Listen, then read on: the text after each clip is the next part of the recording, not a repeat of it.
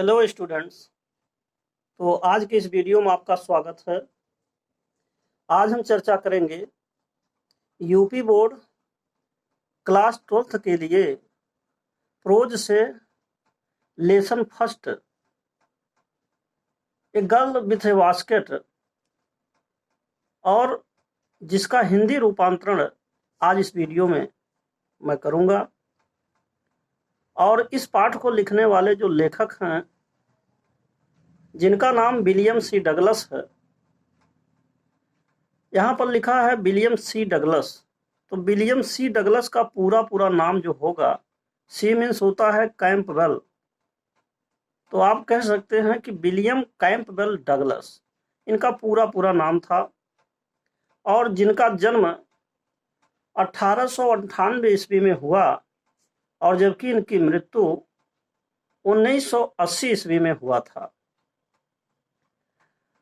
और ये supreme court America के न्यायाधीश के पद पर 36 वर्ष 211 दिन तक कार्यरत रहे, और जो कि वह 1939 ईस्वी से लेकर के और 1975 ईस्वी तक इस पद पर आसीन थे। और सबसे बड़ी बात यह है कि विलियम सी डगलस एक ऐसे जज थे सुप्रीम कोर्ट के, जो सबसे कम अवस्था यानी कि 40 वर्ष की अवस्था में ही इनको सुप्रीमो का जज बनाया गया था। और इन्होंने एक बार, जिस समय इंडिया लगभग आज़ाद हो चुका था, 1947 में भारत को आज़ादी मिल गई थी, और उसके 3 साल के बाद यानी कि 1950 ईस्वी में विलियम सी डगलस ने भारत विजिट करने की इच्छा जाहिर की, और इन्होंने भारत की यात्रा भी किया। तो आते हैं हम, जो मेन टॉपिक है, मेन पॉइंट है, a girl with A basket, टोकरी वाली लड़की जिसे कहेंगे। इन्होंने एक ऐसे लड़की के बारे में जिक्र किया है जो टोकरी बेचती थी। तो इस पाठ का जो मूल मतलब है, जो आशय है इस पाठ में, लेखक के अनुसार, वास्तव में मेन पॉइंट ये था कि इंडिया उस समय अभी आज़ाद ही हुआ था। ऐसे स्थिति में विलियम सी डगलस भारत को, भारत के लोगों को और भारत सरकार के खिलाफ, सरकारी जो अभिलेख और दस्तावेज थे उनके खिलाफ बातें करके, और एक तरीके से राष्ट्र के नब्ज को पहचानने की कोशिश कर रहे थे।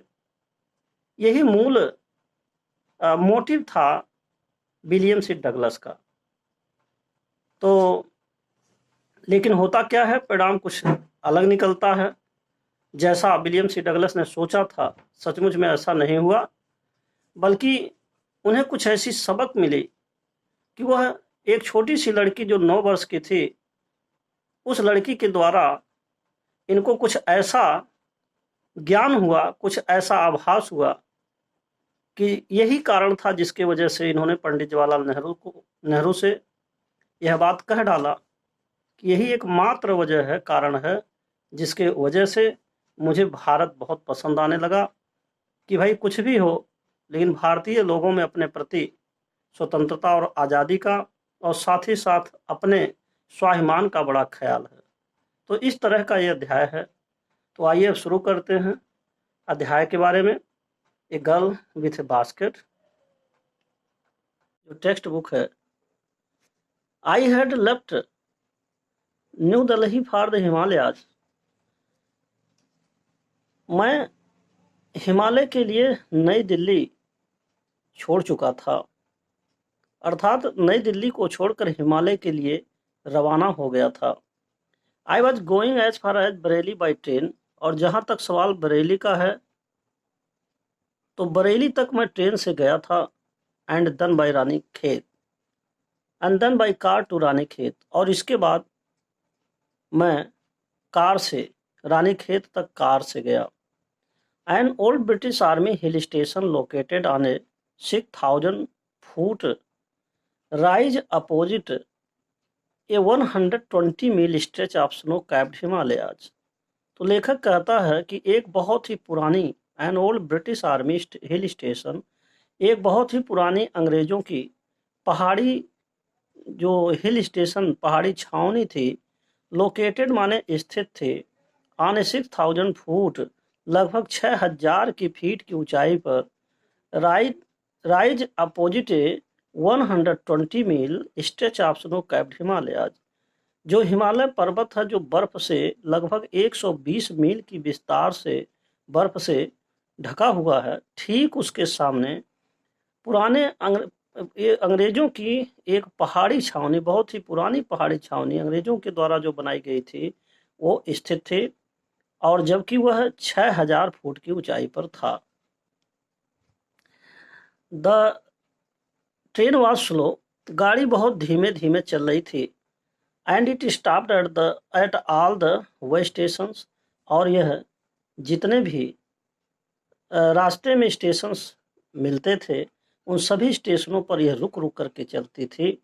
यह एक ऐसी गाड़ी थी हर स्टेशनों पर रुक जाती थी। एट एवरी स्टॉप, और हर स्टॉप पर, I swung open the door of my compartment and walked the platform. हर स्टॉप पर जहाँ भी स्टेशन पर गाड़ी रुकती थी तो लेखक कहता है कि मैं अपने डिब्बे को, उसके दरवाजे को खोल देता था और प्लेटफॉर्म पर कुछ दूर तक, या एंड वॉक द प्लेटफॉर्म, और प्लेटफॉर्म पर टहलने लगता था। तो इस तरीके से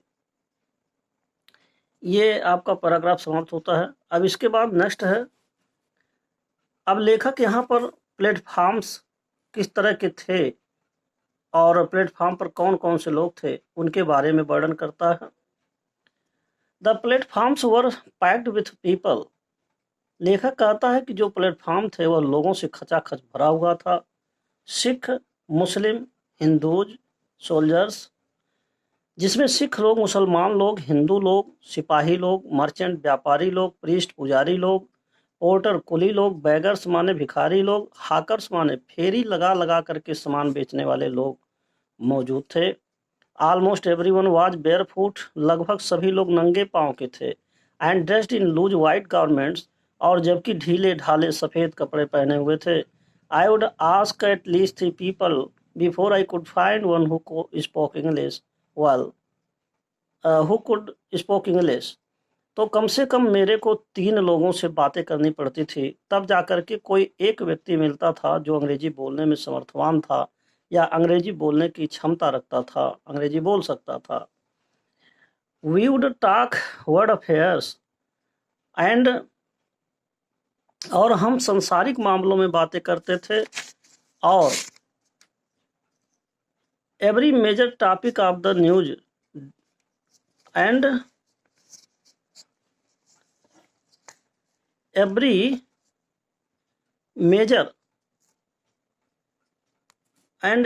major topic the news of the day produced.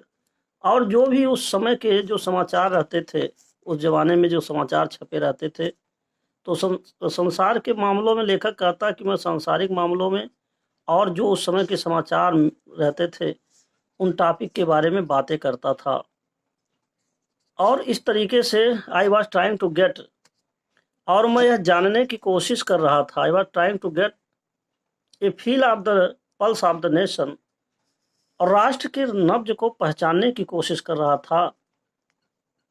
Checking opinion against official attitudes and reports, सरकारी दस्तावेजों और अभिलेखों के खिलाफ बातें करके लेखक कहता है सरकारी जो दस्तावेज हैं, अभिलेख हैं, उनके खिलाफ, सरकार के जो नियम थे उनके खिलाफ बातचीत करके और लोगों के विचारों को चेक करने की कोशिश कर रहा था, और इस प्रकार से पूरे राष्ट्र का नब्ज टटोलने की कोशिश कर रहा था, नस पकड़ने की कोशिश कर रहा था।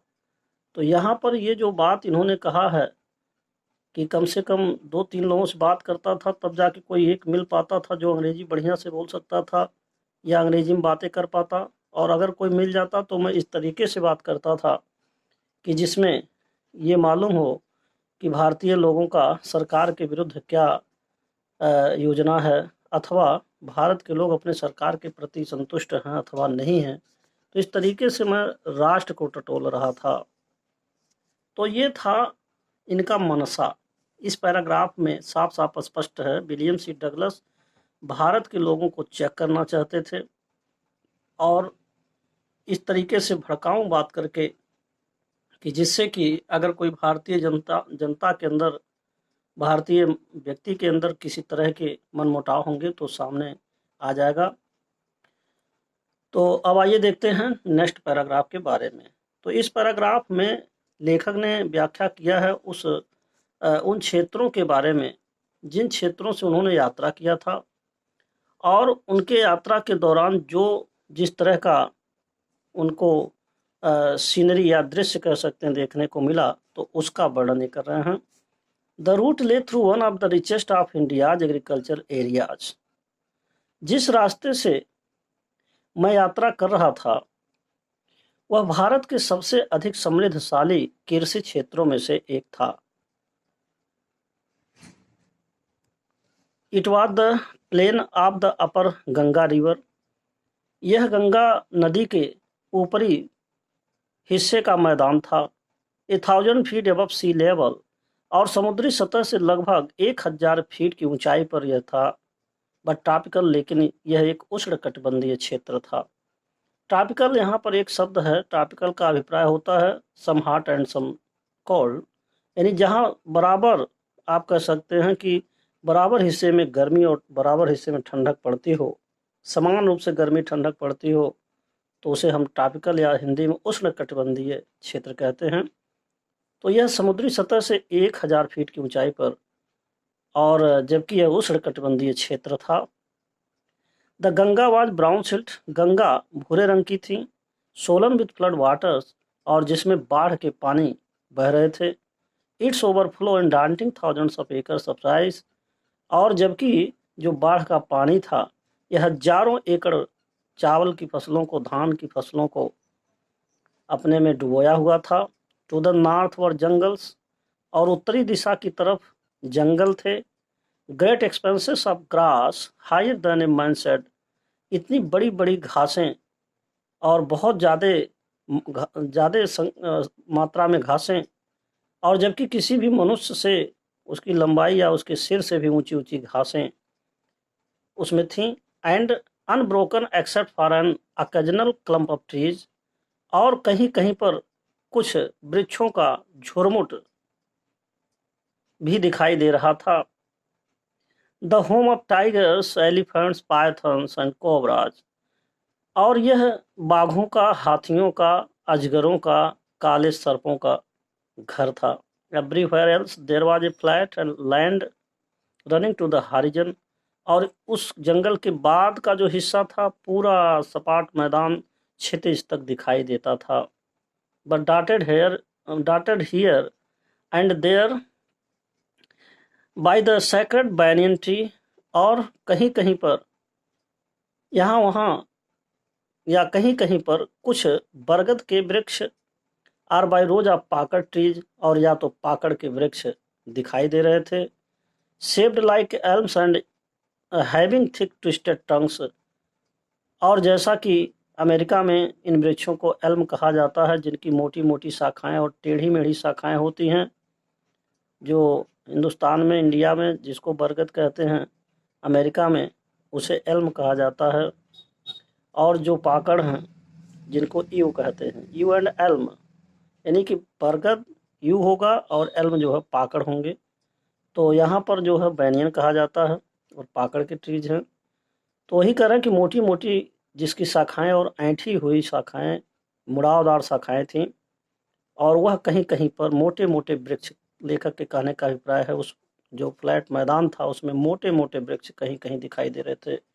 Hot humid air was moving in the from the south west, और जबकि दक्षिणी और पश्चिमी कोने से गर्म तथा नम हवाएं, हॉट एंड हमिड एयर, गर्म तथा नम हवाएं बह रही थीं। मंकीज और बंदरियां, सम ऑफ द मंकीज बंदर लोग, सम ऑफ द मदर्स, और उनमें से कुछ बंदरियां यानी माताएं, विथ बेबीज क्लिंगिंग टू दम, जो कि अपने अपने बच्चे को अपने से चिपकाई हुई थी। एंड अंडरनीथ राइडिंग अंडरनीथ, और जो कि वे बच्चे नीचे की तरफ लटक रहे थे। Swung of trees at the station looking for food, और वे सब लोग स्टेशनों पर कूद रहे थे और भोजन की तलाश में कूद रहे थे। The village we passed had walls made of mud mixed with water and cow dung. जिन जिन गाँवों को मैंने देखा, उन गाँवों में जो घर थे उनकी दीवारें जो बनी हुई थीं वह मिट्टी से बनी हुई थीं, और जबकि पानी और गाय के गोबर से उसे लीपा गया हुआ था। दियर पीक्ड रूफ्स वर थैच्ड, और जबकि उनके जो रूफ थे वह घास फूस के बने हुए थे। Bundles of grass tied to bamboo poles, और जबकि बांस के पोल्स में, खंभों में बहुत ज़्यादा घासों को बांधा गया था। स्टेस्ट अक्रॉस द रैफ्टर्स, और जबकि उनके इधर उधर साइड में सरखंडे को लगाया गया था। That day the pumpkin beans, और उस समय में जो कद्दू की जो लताएं थीं, that Guru over them were in Bloom, और जबकि उसमें बहुत ही चमक रही थीं, फूल लगे हुए थे। ब्लूम का मतलब फूल से है। और grew over them were in bloom trailing sticks of yellow over dark walls, और जबकि उसकी लटकती हुई जो लताएं थीं वह उन भद्दे भद्दे घरों की दीवारों पर पीली पीली धारियां बना रही थीं। तो कितना सुंदर इन्होंने प्राकृतिक सौंदर्य का वर्णन किया है। और नेक्स्ट पैराग्राफ देखिए। अब लेखक कहता है, एट वन स्टेशन, एक स्टेशन पर, my routine of talking with the people was interrupted, लोगों से बात करने का जो मेरा सिलसिला था वो अवरुद्ध हो गया। As I alerted as soon as I lighted, ज्यों ही मैं नीचे उतरा, a group of young children gathered around me, तो एक छोटे छोटे नन्हे बच्चों का समूह मुझे घेर लिया। देवर सेलिंग बास्केट्स, वे टोकरियां बेच रहे थे। हैंड ओवन, हाथ से बनी हुई। रीड बास्केट्स, सरखंडे की टोकरियां। With simple design and patterns, और जो कि बहुत ही साधारण साधारण किस्म और नमूनों पर आधारित सरखंडे की टोकरियां वे बच्चे बेच रहे थे। They held the baskets high shouting words, वे लोग अपनी अपनी टोकरियों को उठाए हुए थे और कुछ शब्दों को बोल रहे थे, चिल्ला रहे थे। आई डिड नॉट नो, हालांकि मैं समझ नहीं पा रहा था। बट कन्वेइंग अनमिस्टेकली देयर डिजायर, लेकिन स्पष्ट रूप से उनकी इच्छाएं जाहिर हो रही थी कि वो क्या चाहते थे। यहाँ पर लेखक के कहने का मतलब है कि वे लोग हिंदी भाषा में अपनी टोकरियों को बेच रहे थे और लेखक हिंदी भाषा नहीं जानता था, लेकिन वो बेचना चाहते थे, ये बात स्पष्ट रूप से क्लियर हो रहा था। अब लेखक इन बच्चों के बारे में कुछ बताना चाहता है। दीज वर रिफ्यूजी चिल्ड्रन, अब लेखक कहता है कि ये लोग शरणार्थी बच्चे थे। One partition between India and Pakistan were decreed, जब भारत और पाकिस्तान के बीच बंटवारा भारत और पाकिस्तान के बीच बंटवारे का आदेश हुआ। Hundreds of thousands of people pulled up their roots, तो सैकड़ों लोग, हजारों लोग अपने अपने मूल निवास स्थान को छोड़ दिए। एंड चेंज देयर रेसिडेंसेस, और अपने अपने घरों को बदल दिए। 9 million people left Pakistan and came to India, driven by the fear of religious fanaticism. लगभग 1 million इक्वल टू 10 लाख होता है। 9 million मीन्स 90 लाख लोगों ने पाकिस्तान छोड़ा था और वो भारत चले आए थे। धार्मिक धर्मांधता के भय के कारण 90 लाख लोगों ने पाकिस्तान छोड़ा था और वो भारत आ गए थे। They were poor people to start with, आरंभ में वे लोग बहुत ही गरीब थे। They were poorer as they began their long trek, और वे लोग और भी गरीब होते गए जैसे जैसे वे लोग अपनी लंबी यात्रा शुरू किए। क्योंकि ऑल दे कुड कैरी, क्योंकि जो कुछ भी ये लोग अपने साथ ले जा सकते थे वह क्या था, ये bit of food and few belongings, तो वह थोड़े बहुत भोजन या खाने पीने की चीज़ें अपने साथ लेकर आए थे। सून दे वर आउट ऑफ फूड, और जल्द ही वे लोग भोजन उनका ख़त्म हो गया। ए फ्यू डेज आफ्टर, और कुछ दिनों के बाद, दे स्टार्टेड, वे शुरू हो गए, they began to fall by the wayside from the weakness of hunger, और वे लोग भूख के कमजोरी के कारण रास्ते में ही सड़कों के किनारे गिरना शुरू हो गए। And died where they fell, और जहां वो गिरे वहीं पर मर भी गए। इस प्रकार इस लेसन का फर्स्ट पार्ट अब यहीं पर समाप्त होता है, और इसका जो नेक्स्ट पार्ट है वह आप नेक्स्ट वीडियो में देखेंगे।